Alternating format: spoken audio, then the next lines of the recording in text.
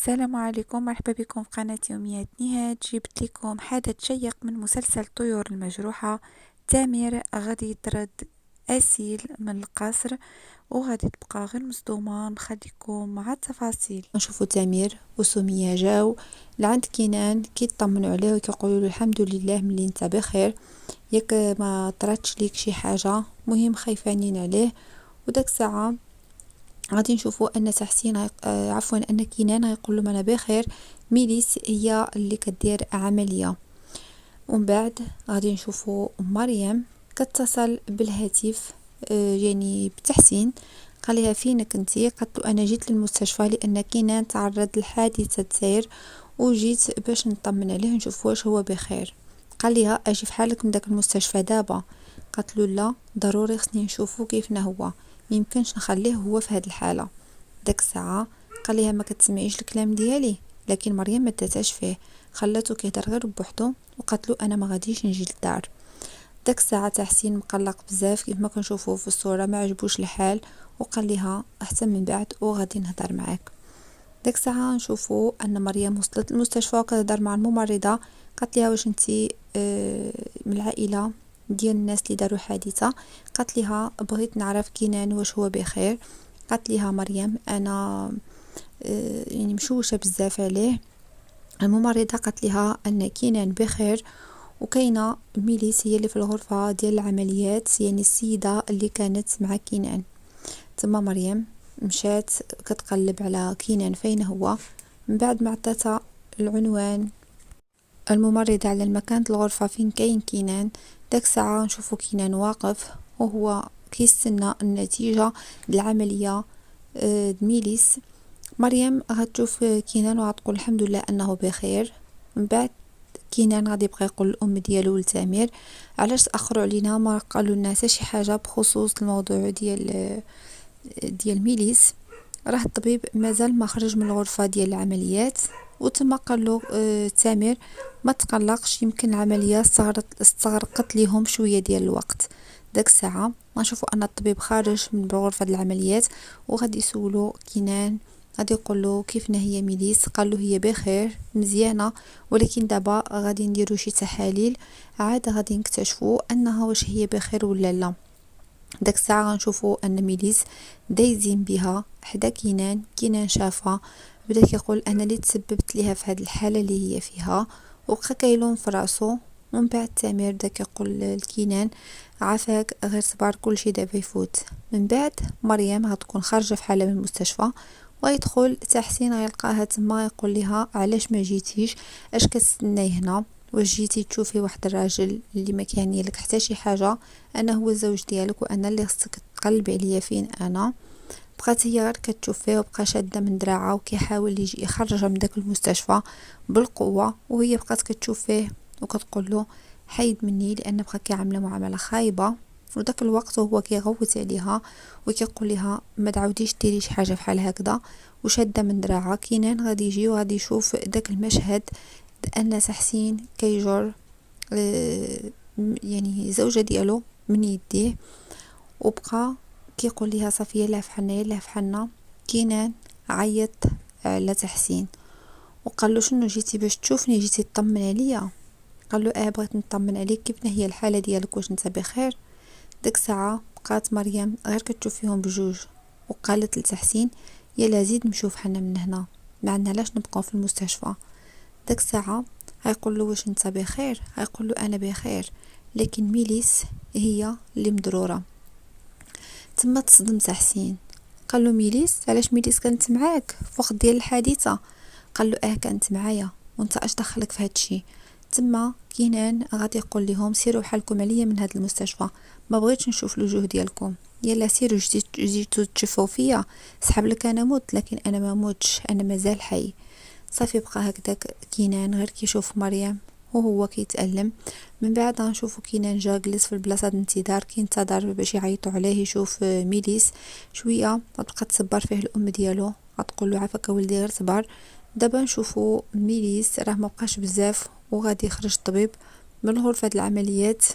ديك الساعه بقات سمية كتصبر في كينان، وكينان كيتذكر اللحظه اللي كانوا هو وميليس في السياره مع بعضياتهم والوقت اللي كانت كتقول له ميليس نقص من السرعه، وخصوصا انها كانت كتهضر ليه على مريم، وهو كان كيزيد في السرعه ديال السياره اكثر من القياس. الوقت اللي جا باش يحبس السياره ما بغاتش تحبس ليه، بقى كيتذكر داك اللقطه هذيك. كينان بدا كيقول لميليس ما ديري والو في بالك، انا معاك وانا في جنبك وانا كنلوم راسي لانني انا اللي تسببت لك في هادشي كامل. لو ما كنتيش معايا في داك الحديث ما كناش غادي نوقعوا في هذا المشكل هذا. بعد غنشوفوا مريم هي في الدار، وصلت هي وتحسين، قالت له يلاه اش كتستنى، يلاه نوض ضربني، ياك انت حلفتي فيا وقلتي لي ما غاديش تسهل معايا هاد المره، يلا هنوض انا كنستناك.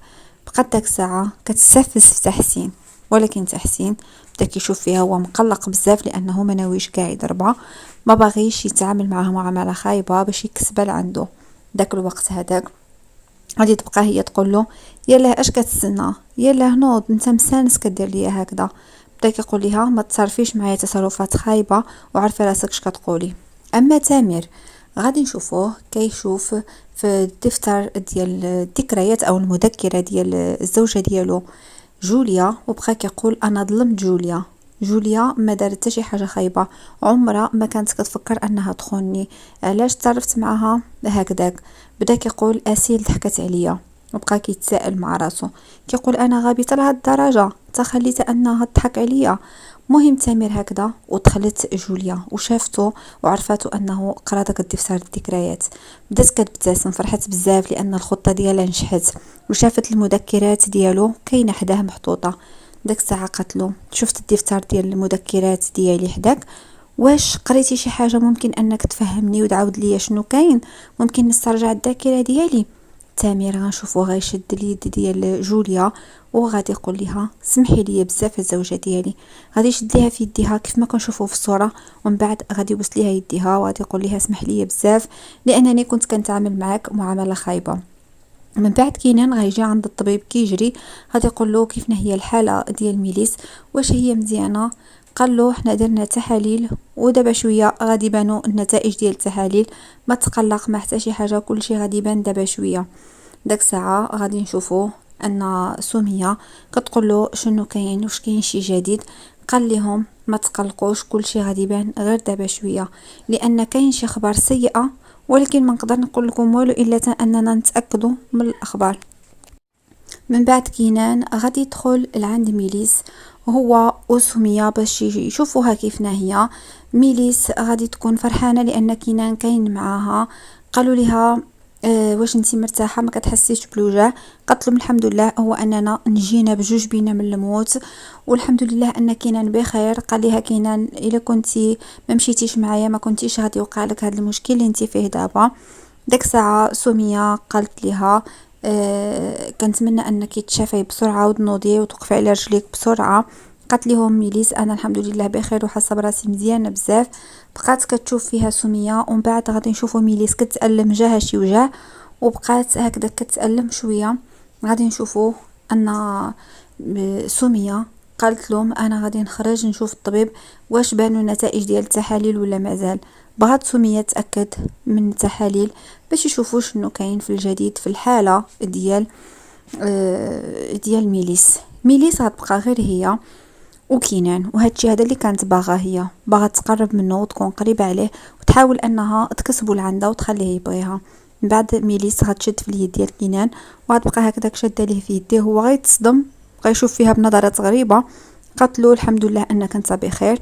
قال لها انا اللي تسببت لك في هادشي لانك خرجتي معايا ما كنتيش تمشي معايا، لو ما كنتيش تبعتيني داك النهار كنتي غادي تكون بخير.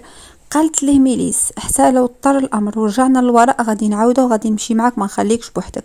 اما تامر غيكون هابط من الدروج وغتشوفوا اسيل. قالت اسيل علاش كيتعامل معايا هاد المعامله. بعد ما غيهبط قالت له خصني نهضر معاك. تما يقول لها شنو بغيتي تقول ليا، ما عندك ما تقول ليا، انا ما بقيتش كنثق فيك انتي انسانه كذابه. بقات اسيل غير كتشوف فيه. قال لها كذبتي عليا وقلتي لي ان الزوجه ديالي كانت عندها علاقه مع قدرات. قالت له اسيل انا داكشي اللي شفته هو اللي قلت. قال لها لا انتي كذبتي عليا بالعاني، الزوجه ديالي راه ما دايره والو وانا قريت دفتر المذكرات ديالها وداكشي كامل اللي كاتباه عرفتو شنو فيه، يعني ما عمرها خانتني. داك الساعه بقات غير مصدومه اسيل وقالت له انا ما كنكذبش عليك، داكشي اللي شفته هو اللي قلته لك. جوليا كانت دايزه وسمعتهم كيهضروا مع بعضياتهم، يعني تامر واسيل كيهضروا، بقات كتصنت عليهم. وتما اسيل قالت له انت نسيتي داكشي اللي درتي. قالت له راك انت كيف ما الزوجه ديالك خانتك كيف ما انت خنتيها معايا انا.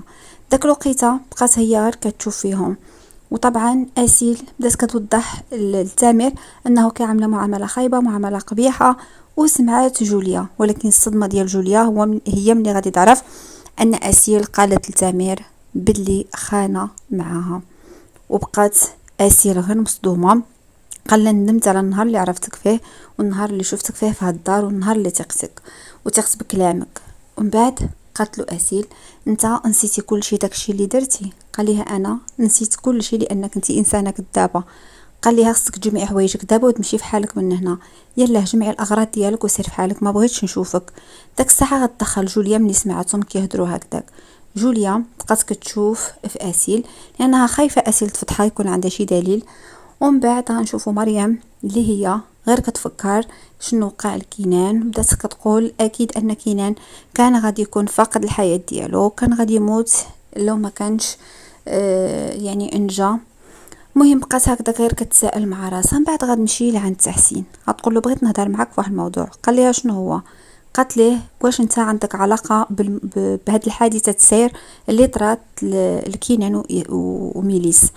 قال لي انا ما عندي علاقه بحتى شي حاجه. داك الساعه بقى تحسين ساكت. قالت له يلا جاوبني، قول لي شنو كاين، واش انت عندك علاقه بهذا الموضوع؟ ما بغاش يجاوبها، بقى ساكت وقالب بوجهه. قالت له انا كنتظر منك الجواب. قال لها ما غاديش نجاوبك، ما غادي نقول لك حتى شي حاجه. قالت له اذا انت عندك علاقه بالموضوع. قال لها انا لو كان عندي علاقه بهذه الحادثه اللي وقعت للكينان كان غادي يكون دابا فقد الحياه ديالو، كان غادي يكون مات. لانني الحاجات اللي كنديرهم انا كنديرهم ديال المد بصح، ماشي غير هضره وصافي. من بعد غنشوفوا ان سميه جات لعند ميليس باش طمن عليها وقالت لها الطبيب ها هو جاي عندنا دابا، النتائج ديال التحاليل ظهروا. غنشوفوا الطبيب جا لعند كينان وسميه وميليس باش يهضر معاهم، وغادي يقول لميليس ان الحاله ديالك راه خطيره بزاف. قال لها راه هاد العمليه اللي درنا لك كانت صعيبه، وبغيت نقول لك انك انتي في هاد الحادثه اللي طرات ليك راه تقاس لك المبيض ديالك، ودابا انتي عمرك ما غادي تولدي، ما عمرك غادي تحلمي تكوني ام. قالت له كيفاش اش هادشي هذا؟ بدات كتبكي. كينان بقات فيه ميليسا هو بقى كيبكي، وبدات كتقول له واش ما كاينش شي يعني شي فرصه للعلاج؟ قال لها الطبيب لا، هادشي هذا اللي انتي واقع لك ما عندوش العلاج. قالت له واش ممكن نمشي نتعالج في اي بلاصه او كاين احتمال؟ قال لها ما كاينش احتمال نهائيا انك تحملي او تولدي، يعني ما عمرك غادي تكوني ام، وهذه هي الحقيقه. داك الساعه كينان بدا كيقول لميليس تهدني ما تبكيش. قالت له شوف شنو طرا ليا. قالت له انت ما عندك حتى شي علاقه بهذا الشيء، ما تبقاش تلوم راسك. ولكن كينان بقى الضمير ديالو كانبو كيقول لها انا اللي تسببت لك في هذا الشيء، عمري ما غادي نسامح نفسي، ولكن نقدروا نسافروا نمشيو باش تعالجي، نمشيو لاي مكان في العالم، نسافروا انا وياك ونمشيو حتى تعالجي وتولي بخير، عاد نجيو فحالنا. ميليس بقات فرحانه، ولكن في نفس الوقت هي كتبكي لانها مشى المبيض ديالها وما عندهاش فرصه انها تولد من جديد او تحمل او يكون عندها طفل او طفله. لهذا واخا هكذاك هي كتقول انني غادي نكون مع كينان، والهدف ديالي هو انني نتقرب منه ونكسبه لعندي، هذا هو المهم. ما كيهما لا ولاد لا حتى شي حاجه، المهم هي انها تقدر تمشي تعالج هي وكينان وتسافر ويمشي معاها وتكون قريبه ليه وباش تقربوا منا وممكن انه يتزوج بها. وهذه هي نهاية الحلقة ديالنا اللي كانت مليئة بالأحداث والمفاجآت. نتمنى أن الفيديو ينال الإعجاب ديالكم. إلا عجبكم الفيديو ما تنساوش ديروا له جيم باش تشجعوني نحط لكم المزيد من الفيديوهات الأخرى عند مسلسل الطيور المجروحة قبل عرضه على قناة دوزام إن شاء الله. شكرا لكم على المتابعة، دمتم في رعاية الله وحفظه، وإلى اللقاء.